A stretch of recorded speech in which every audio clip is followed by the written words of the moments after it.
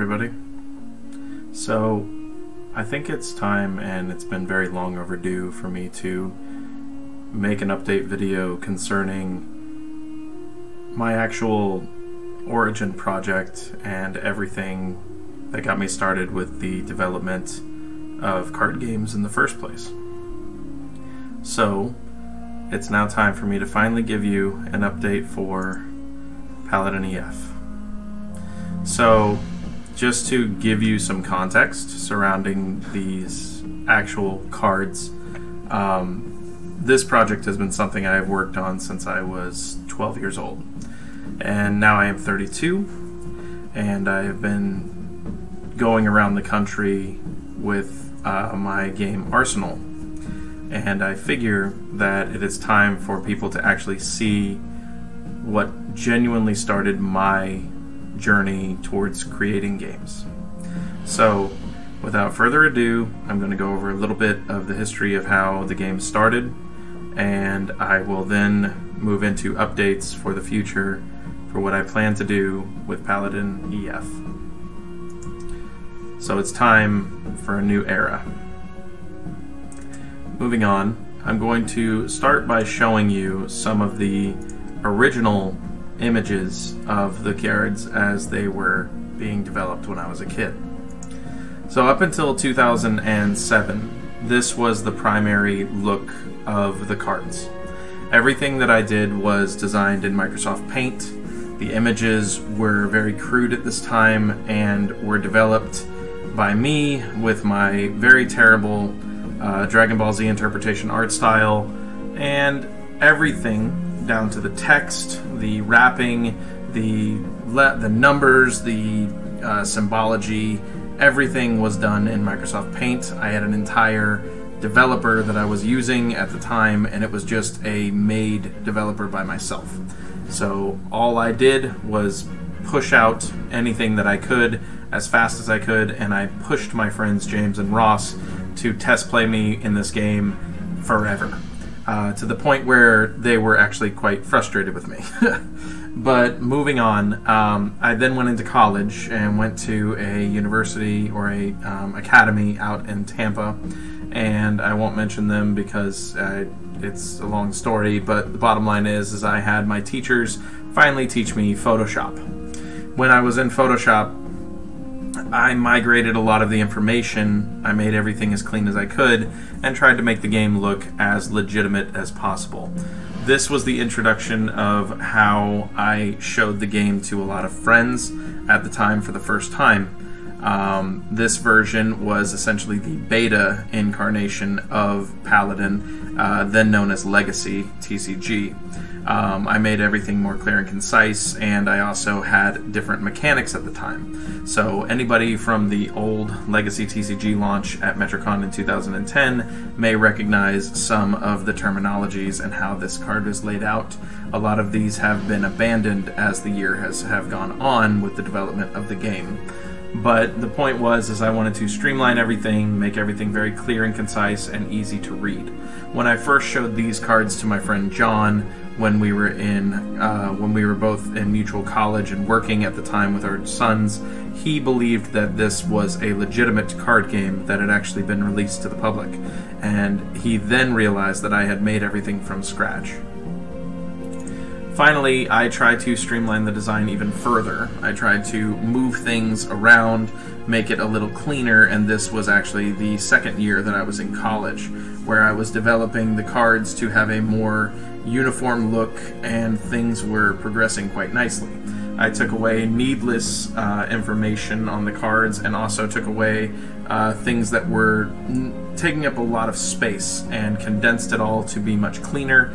Overall, the game was, in my opinion, finished, and this was in 2009. Unfortunately, the game was still not done because, you know, as a perfectionist, I push myself to make things better and better and better, and eventually you just get better results. Over time, I encountered a friend of mine that recently passed away, and he educated me on trying to make things better overall in terms of the gameplay. While the gameplay itself had been adjusting slightly over the years and the core concepts were still there, there were some aspects to the game that were difficult for people to comprehend. Therefore, we introduced this new layout and attempted to do a launch. Unfortunately, the launch was unsuccessful, and there was reasons behind that I will also not get into here, but the bottom line was that the cards were progressing. They were getting stronger, better, easier to read, simpler for people to comprehend, and overall just made me feel fantastic as I got to see the validation of the cards being fun and interesting for people to be able to play. Finally, we had a big shift in the actual development. This version of the cards was unfortunately not something that ever saw the light of day because of the terrible realizations that black ink with white stroke is very difficult to read. In addition to that, we also did a global stat change. We adjusted everything to be simpler overall. And when I say we, I mean me and a few of my friends that were assisting me at this time to try to make the game more balanced overall.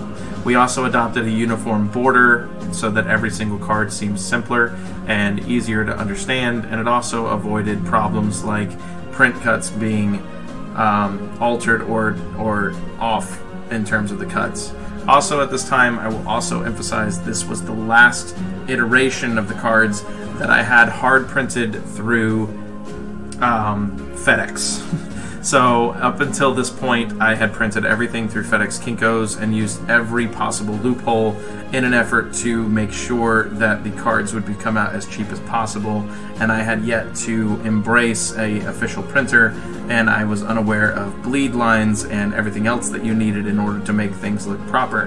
This is part of the reason why the borders were so fancy and crazy at this time, because we could manipulate them. At this time, I was also hand cutting a majority of the cards. But moving on, we finally have the realization that the cards need to be uniform. And so we abandoned the flourish border, we abandoned several things that caused issues and tried to streamline more of the concept. Again, I will continue to iterate as we, because it was me and my friends looking over the cards and seeing what we could do to improve them over the years, but it was always hitting a ceiling. There was always a problem, and there was always something that just kind of made it off-putting.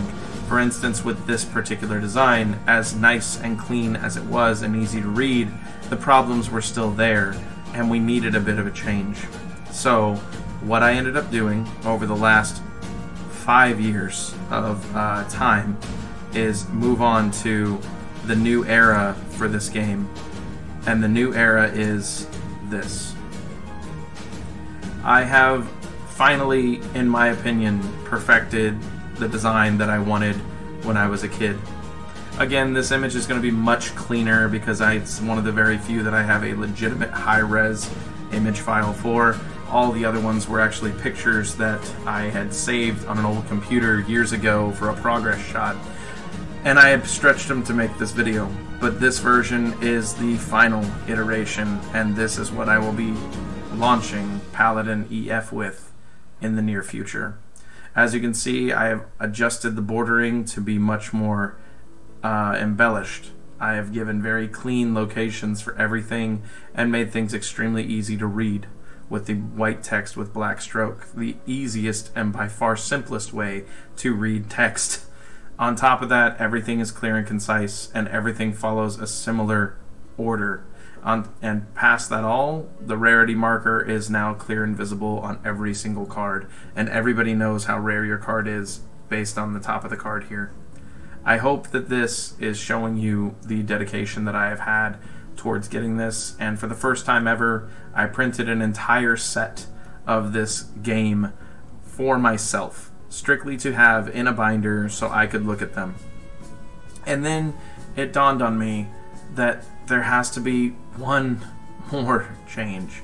And unfortunately, I say that with a huge weight on my shoulders, because every time that I do a single change, it makes me have to go back and repurpose every single card in the game, which is insane.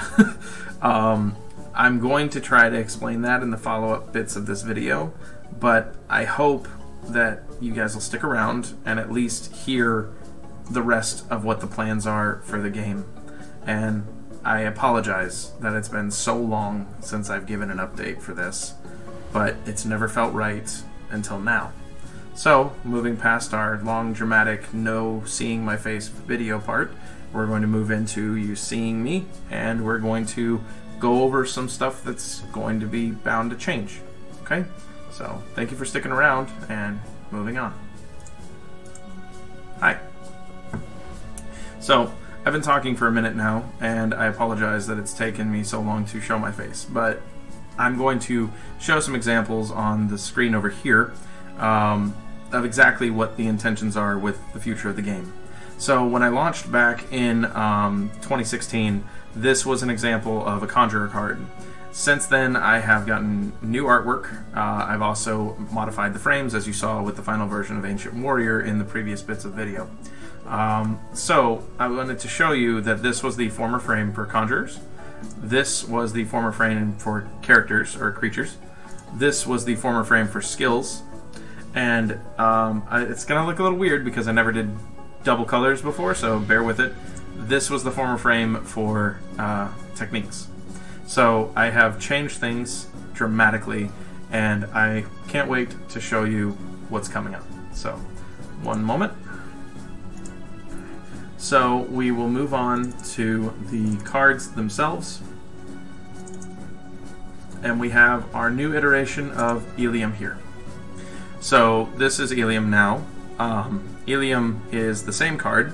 He still functions the same way, but I have changed a lot about him. As you can see, the Conjurer frame has actually changed quite significantly. I actually teased this not too long ago, well, not too long ago, probably 2 years ago, or a year and a half ago, with the Conjurers on the Facebook page. And what I've done is I have added circles to represent each color.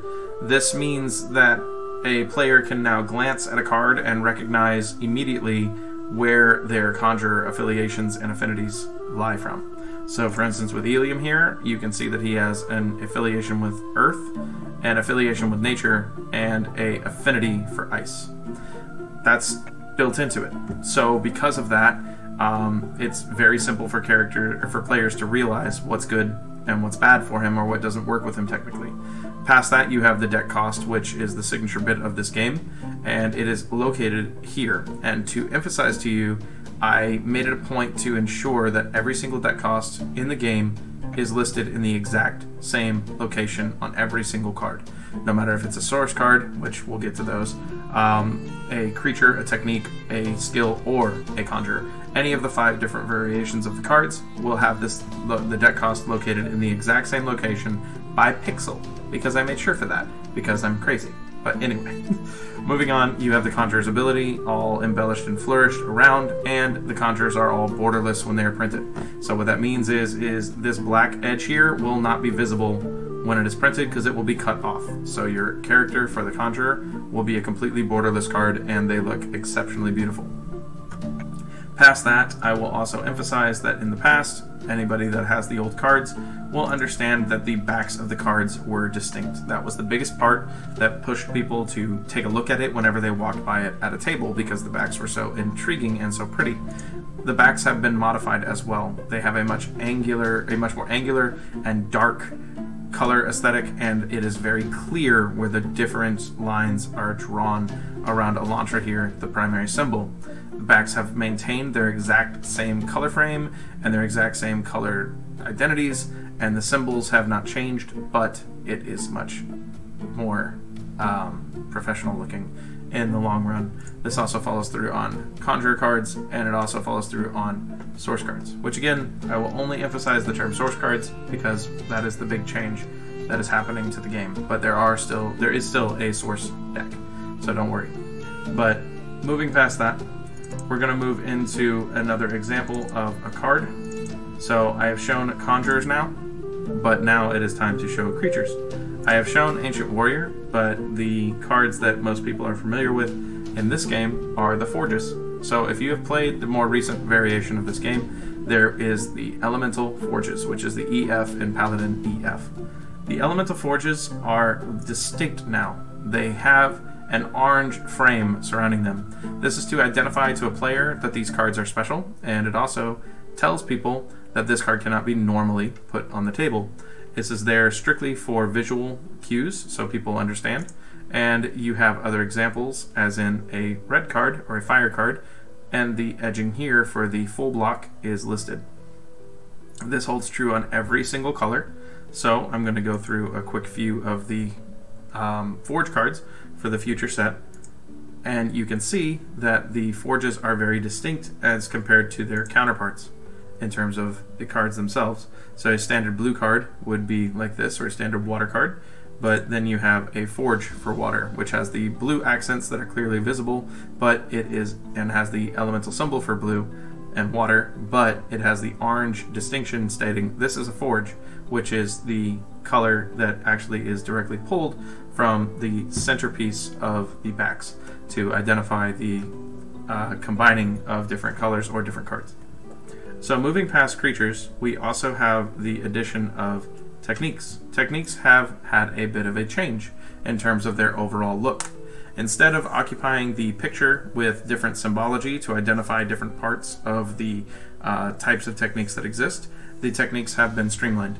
Furthermore, we have the cost listed here with a different symbol, as always, to identify the different way to play the card.